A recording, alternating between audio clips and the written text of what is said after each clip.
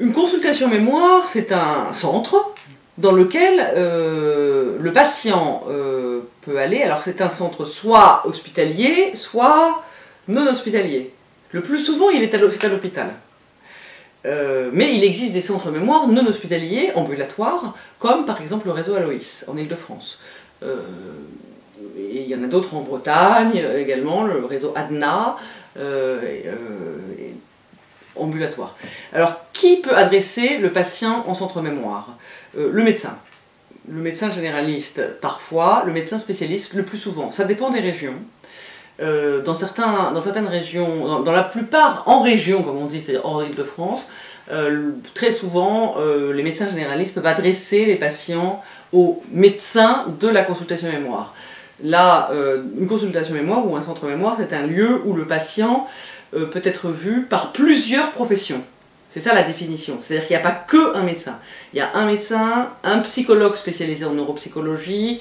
Éventuellement, il a aussi la possibilité d'avoir une imagerie du cerveau, c'est-à-dire un radiologue, peut avoir un psychiatre, peut avoir un gériatre. Donc un centre mémoire ou une consultation mémoire, c'est un lieu où le patient peut voir plusieurs professionnels de santé, puisque ces pathologies-là ne font pas appel uniquement à une seule profession. Alors, pour plusieurs professionnels de santé sur le plan médical, mais également des psychologues, assistantes sociales, psychomotriciennes, enfin, tout un tas de métiers qui sont nécessaires au diagnostic et surtout à la prise en charge de ces une fois le diagnostic posé, de ces pathologies. Donc un centre mémoire hospitalier, c'est la majorité des cas.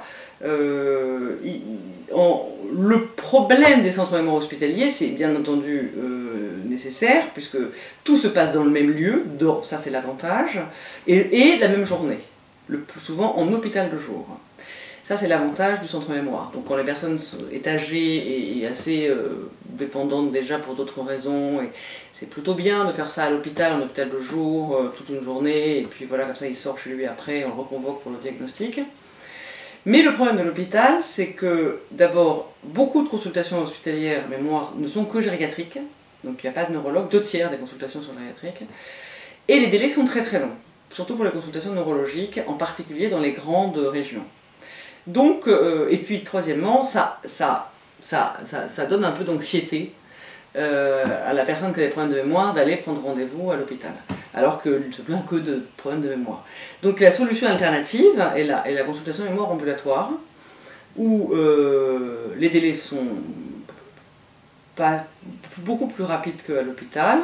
C'est pas en hôpital de jour que se passe la consultation mémoire, mais elle est étalée dans le temps. C'est-à-dire que le patient va voir son médecin spécialiste, d'abord son médecin généraliste d'abord, puis qu'il adresse à son spécialiste. Tout ça, ça se passe dans une consultation qui fonctionne en réseau. Hein.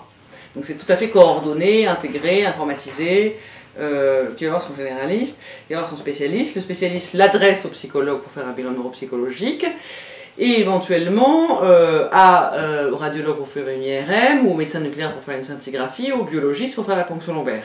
C'est-à-dire que si le patient passe par la case ambulatoire, d'abord il est moins anxieux, donc il vient plus tôt,